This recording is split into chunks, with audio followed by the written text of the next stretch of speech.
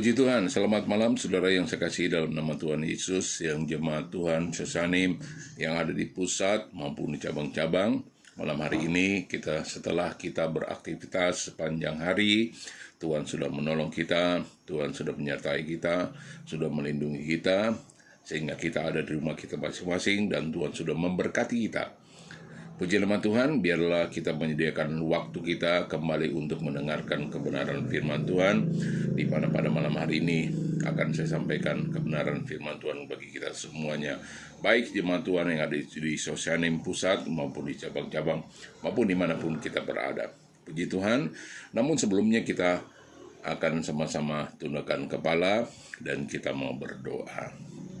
Bapa, kami panggil dalam nama Tuhan Yesus Kristus. Terima kasih buat kebaikan-Mu, terima kasih buat kemurahan-Mu, terima kasih buat segala keberkatan Tuhan bagi kami. Sepanjang hari ini Tuhan sudah tolong, menyertai kami, melindungi dan memelihara kami. Malam hari ini kami semua kembali ada di rumah kami masing-masing untuk kembali mendengarkan kebenaran firman-Mu. Kami berdoa, urapan-Mu atas hamba-Mu, bahkan kami semuanya, biar kebenaran firman-Mu disampaikan, kami dapat menerima dengan baik, dan kemudian menjadi sesuatu yang baik bagi kami. Kami pun bukan hanya mendengarkan firman-Mu, biar kami pun dapat melakukan kebenaran firman-Mu. Terima kasih Bapa di surga, terpujilah akan nama-Mu. Kami akan duduk mendengarkan firman-Mu dalam nama Tuhan Yesus Kristus. Haleluya. Amin. Puji Tuhan, saudara yang saya kasih dalam nama Tuhan Yesus Kristus, kita bersyukur malam hari ini kita kembali ada dalam keadaan tubuh yang diberkati oleh Tuhan. Malam hari ini saya akan membaca ayat firman Tuhan yang terambil di dalam Markus pasal yang pertama ayat 41. Tema malam hari ini saya mengambil yaitu Allah yang Maha Kuasa.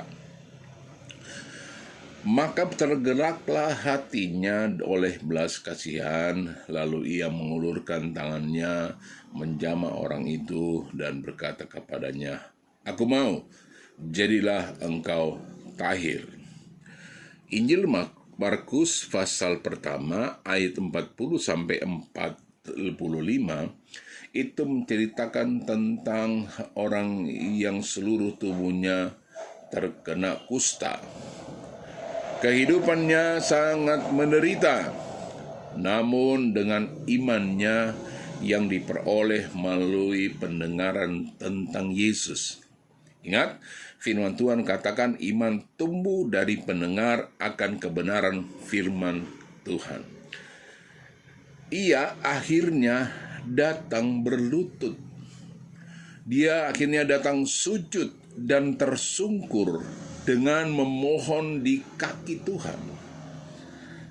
Saya memperhatikan sikap seperti ini memperlihatkan kepada kita semua adalah sikap kerendahan hati. Datang kepada Tuhan dengan kerendahan hati. Sesungguhnya bahwa dia datang dengan satu kesungguhan dan percaya kepada Tuhan. Dia percaya kepada Tuhan dan kemudian dia datang dengan kerendahan hati. Dia sujud, dia tersungkur dan memohon di kaki Tuhan. Tidak kemudian dia datang dengan petantang petenteng kepada Tuhan, "Tuhan tolong saya, sembuhkan saya." Tidak seperti itu. Karena firman-Nya ada di dalam hati orang kusta ini, yang dimana dia telah mendengarkan firman Tuhan, dia telah mendengarkan tentang Yesus, tentang kuasanya, tentang kasih-Nya, sehingga dia mau datang kepada Tuhan dengan kerendahan hati. Ini membuktikan dia mempunyai firman. Dari kisah ini kita belajar iman seseorang membuat hati Tuhan tergerak oleh belas kasihan. Belas kasihan dapat diartikan sebagai kasih yang menggerakkan untuk memenuhi kebutuhan orang lain. Belas kasihan Tuhan selalu nyata bagi kita yang percaya. Di dalam Injil Lukas pasal yang ke-10 Ada perikop yang menceritakan ada orang yang mengalami kesusahan. Dia dirampok, dia disiksa, dipukul, kemudian dia terlantar di pinggir jalan. Banyak orang yang datang melihat, lewat, tapi tidak ada yang memperhatikan. Namun saya mengambil ayatnya yang ke-30 dalam Injil Lukas, pasalnya yang ke-10, ayat 33 berkata begini. Lalu datang seorang Samaria yang sedang dalam perjalanan ke tempat itu. Dan ketika ia melihat orang itu, tergeraklah hatinya oleh belas kasihan. Apakah orang Samaria ini mengenal? Tidak, dia tidak mengenal. Ini adalah gambaran dari Tuhan Yesus sendiri, yang mau menolong orang yang menderita, yang mau menolong orang yang mengalami kesusahan, yang mau menolong orang yang sedang tersesat, orang yang sedang mengalami masalah dalam hidupnya. Ini hati daripada Allah yang kita sembah, Tuhan Yesus. Hati Tuhan adalah hati gembala. Ini saya percaya. Hati Tuhan adalah hati gembala. Betapa Tuhan memperhatikan hati setiap kehidupan kita. Saudara, Tuhan Yesus tahu dalam kitab Ibrani pasal yang keempat ayat 15 dikatakan dia merasakan apa yang kita alami. Dia penuh dengan belas kasihan. Dia tahu dan bahkan turut merasakan apa yang kita rasakan. Dia mau menolong kita. Bahkan dia mengerti apa yang kita alami saat-saat hari ini. Saya sangat bangga ketika saya mempunyai seorang ibu rohani yang telah dipanggil oleh Tuhan. Kebanggaan saya buat dia adalah seorang gembala yang mungkin tidak tergantikan. Saudara, dia adalah seorang ibu gembala yang mau mengerti keberadaan orang lain, mau merasakan, mau turut sebeban. Dia mengerti, menuntun setiap orang-orang yang ada di sekitarnya. Bahkan dia menasihati dan mau menolong setiap orang yang memerlukan. Hati yang seperti ini, saya katakan pada rekan-rekan saya, tidak akan kita temukan seperti ini di hari-hari kemudian. Saudara, Tuhan adalah kasih, mempunyai kuasa dan kasih dalam hidupnya. Ketika hati Tuhan tergerak oleh belas kasihan, maka ia bertindak mengulurkan tangannya untuk menjamah yang menderita. Perhatikan, ketika dia tergerak. Saya senang ketika membaca Injil Lukas pasal 15 ayat 4 sampai ayat yang ke-6. Mari kita akan melihat Injil Lukas pasal yang 15 ayat 4 dan 6. Siapakah di antara kamu yang mempunyai 100 ekor domba, dan jikalau ia kehilangan seekor di antaranya, tidak meninggalkan yang 99 ekor di padang gurun, dan pergi mencari yang sesat itu sampai ia menemukannya. Saudara, dan kalau ia telah menemukannya, ia meletakkannya di atas bahunya dengan gembira. Ini Tuhan. Ini Tuhan. Sekali lagi saya katakan, ini Tuhan. Hati seorang gembala, saya katakan seperti ibu rohani saya, almarhum. Dia begitu setia. Satu teladan yang ditinggalkan kepada kita. Dia mencari. Dia tidak membiarkan. Dia banyak bekerja, sedikit berkata-kata. Banyak orang cuma berkata-kata, banyak tindakan yang tidak ada. Hati-hati. Kita harus memahami hal ini. Tangan Tuhan penuh dengan kuasa. Dia bekerja. Dia tidak banyak berkata-kata, tapi dia banyak melakukan segala sesuatu. Ketika saudara membaca ayat ini, maka saudara akan menemukan dalam pasal ini Yesus berkata dan menjawab permohonan orang kusa itu dengan berkata, "Aku mau, jadilah engkau tahir."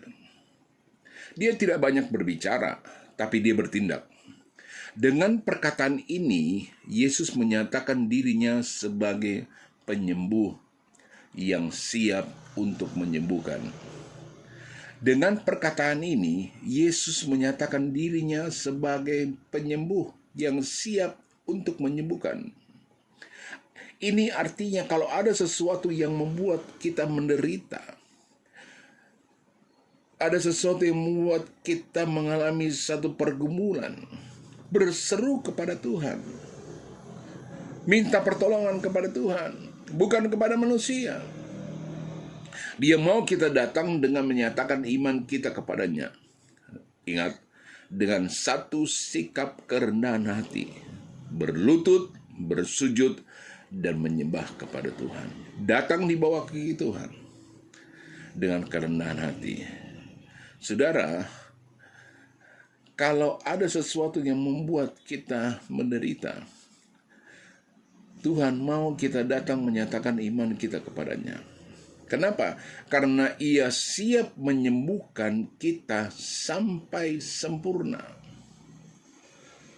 Dia siap menyembuhkan kita, memulihkan kita sampai sempurna, tidak setengah-setengah.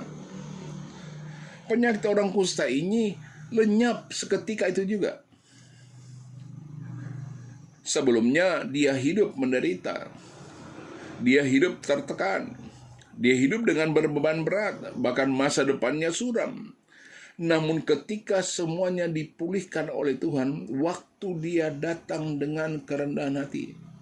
Allah kita adalah Allah yang maha kuasa. Ingat, Dia Allah yang maha kuasa dan Dia adalah Allah yang penuh dengan kasih. Dia dapat berbuat sesuatu dengan kasih yang ada dalam hidupannya. Teringat saya akan Injil Markus pasal yang kelima ayat 25 sampai ayat 29. Di situ menjelaskan tentang kisah yang berbeda, yaitu perempuan yang 12 tahun menderita penyakit pendarahan, bukan? Kalau saudara mulai perhatikan dan membaca ayat itu, perikop itu, maka saudara perhatikan, dia datang kepada Tuhan, yang dia minta menjamah ujung jubahnya itu tidak ada di atas badan Yesus, ada di kaki Tuhan. Dia datang dengan kerendahan hati, sujud kepada Tuhan, meminta kepada Tuhan. Maka saudara perhatikan, seperti yang dialami oleh orang kusta tadi, seketika itu penyakitnya sembuh. Amin. Puji Tuhan. Tuhan adalah pribadi yang maha kuasa dan tidak pernah berubah sampai selama-lamanya.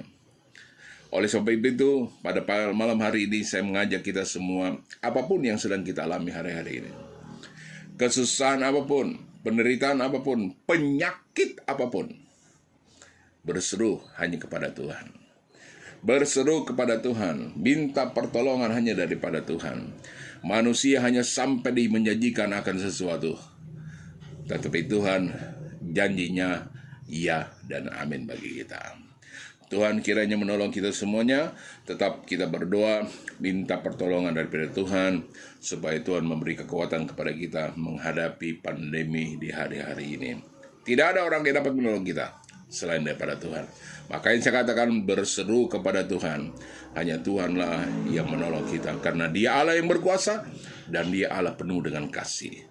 Puji Tuhan, kita tundukkan kepala dan kita mau berdoa. Bapa di surga, terima kasih buat kebaikan-Mu, kemurahan-Mu. Terima kasih Tuhan buat firman-Mu pada malam hari ini. Kami telah mendengarkan firman-Mu. Kami percaya dengan sungguh Engkau Allah yang berkuasa, yang dapat melakukan segala sesuatu. Engkau adalah yang penuh kasih, yang dapat mengasihi kami dalam keadaan apapun. Ketika kami datang kepadamu, Engkau akan menjamah dan menjawab setiap doa permohonan kami. Terima kasih Tuhan, ampuni segala dosa, kesalahan, kelemahan kelemahan, kekurangan kami, biar senantiasa kami ada di hadapan-Mu dalam keadaan yang berkenan di hadapan Tuhan. Ampuni kami Tuhan, kami mengucap syukur malam hari ini. Kami percaya pertolongan kami hanya datangnya daripada Tuhan. Terima kasih Tuhan, berkati kami semua yang ada pada malam hari ini. Jauhkan kami dari hal yang tidak berkenan kepada Tuhan. Tuhan sertai kami senantiasa. Beri kekuatan, beri kesehatan kami senantiasa. Terpujilah nama-Mu, kami akan mengakhirinya di dalam nama Tuhan Yesus Kristus. Haleluya. Yang percaya katakan amin. Selamat malam. Tuhan Yesus memberkati. Tetap kuat, tetap sehat. Tuhan memberkati kita semuanya. Haleluya.